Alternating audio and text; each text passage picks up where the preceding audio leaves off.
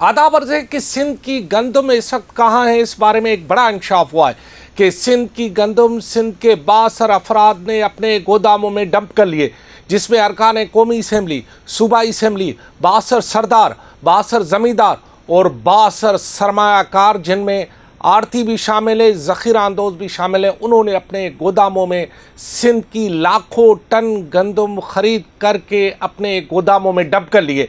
ये इंतहाई इंकशाफ उस वक्त हुआ जब सारी सिंध काबीना सर जोड़ कर बैठ गई कि आखिर गंदम गई कहाँ। पता तब चला कि ये गंदम इस वक्त मार्केट में नहीं है, सिर्फ और सिर्फ 62 लोगों के गोदामों में पड़ी हुई है। अब गंदम आए कहाँ से, निकाली कैसी जाए। अब सिंध काबीना ने इसका तोड़ यूँ निकाला है कि चलो इस तरह करते हैं कि उन लाइसेंस होल्डर से बात करते हैं कि आपने इस वक्त कितनी गंदम कहाँ ख़रीद करके रखी है। कौन बताएगा, कौन सच बताएगा?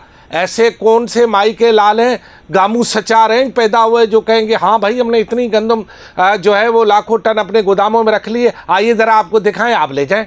वाह, ये कौन सा मामला हुआ? अब यूँ हुआ है कि जी काबीना में ये हुआ कि जितने भी लाइसेंस होल्डर हैं, आपको पता है मामला क्या है? 1958 का एक कानून है जिसके तहत अगर जितनी भी गंदम उगाई होती है उसमें एक मखसूस हिस्सा आबादगार अपने पास रखता है, एक किसान अपने पास रखता है, और बाकी जितनी भी गंदम ख़रीदार ख़रीद कर ले, कितनी भी ख़रीद करे, कहीं भी रखे, इसके बारे में कोई कानून नहीं, कोई हद नहीं है कि सिर्फ बंदा इतनी गंदम ख़रीद करके अपने पास रख सकता है। कोई हद नहीं, ना हुकूमत के लिए हद है, ना आड़तियों के लिए हद है, ना ज़ख़ीरा अंदाज़ों के लिए हद है, ना 62 लोगों के लिए हद है। तो गंदम आएगी कैसे? तो ये गंदम की वापसी का रास्ता कैसे होगा? इस सिलसिले में उन्होंने एक कमेटी तो बनाई है कि जी बातचीत करेंगे। पहले उनको दाढ़ी पे हाथ रखे, भैया अल्लाह के वास्ते ये बताइए कितनी गंदम आपके पास पड़ी है, ज़रा थोड़ी हमें भी दे दो, हमारे गोदामों में भी, सरकार में भी दे दो। हाँ, आपने ख़रीदी कितने? जी 4500, चले हमें वापस 3500 में दे दो। अच्छा, ये ऐसे दे देंगे। अच्छा, दूसरा तरीका आप क्या करेंगे? जो आपने कहा है कि जी दूसरा तरीका ये क्रैक डाउन करेंगे, पुलिस का इस्तेमाल करेंगे, स्पेशल ब्रांच का इस्तेमाल करेंगे, हो सकता है और इदारों का भी इस्तेमाल करें। आप उनसे गंदम छापे मारकर ख़रीद करके अपने गोदामों में रखेंगे, इस तरह करेंगे ना?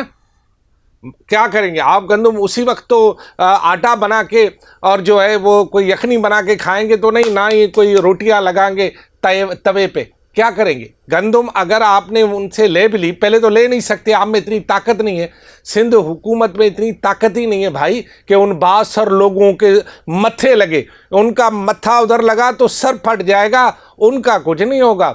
बहरहाल आप अगर गंदम ले आए, मान लिया आपकी रिट को हम चैलेंज नहीं कर रहे, वाह वाह बल्ले बल्ले नारे लगाएंगे जी सिंध, जब आप यहाँ से लेकर आ गए ना गंदम, उसके बाद आप गंदम का क्या करेंगे? जो माजी में आपका ट्रैक रिकॉर्ड है वो ये है कि जब भी आपने गंदम वहाँ से खरीदी या वहाँ से ले ली, वो चूहे और चोरों ने खा ली।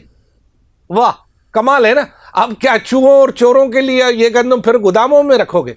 अपनी पॉलिसी को चेंज करो।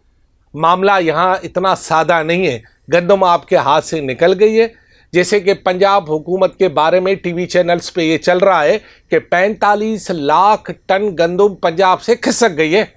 आपको तो ये भी नहीं पता कि आपकी गंदम कहाँ से कहाँ खिसकी है?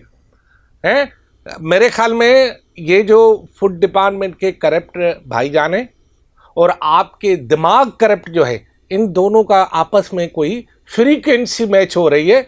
तो ज़रा इसको दुरुस्त कर ले और अपने निज़ाम को दुरुस्त कर ले। इस दफ़ा आपने बड़ी चोट खाई है, अगली दफ़ा चोट खाने का मतलब ये है कि एक बड़ी कहावत है कि मोमिन हर दफ़ा एक ही सुराख से नहीं डसता। बाकी आपकी मर्ज़ी है, चूहों और चोरों के लिए गंदम रखो या आवाम के लिए रखो या ज़ख़ीरा अंदाज़ों के लिए रखो। पॉलिसी तो आप बनाते हो ना भैया, तो आपकी पॉलिसियाँ कहाँ हैं? हवा में उड़ रही हैं क्या, या इस वक्त मानसून की नज़र हो रही हैं, जैसे कि बहुत सारे आपके अभी पेशेंट जाने वाले? खुदा हाफिज़।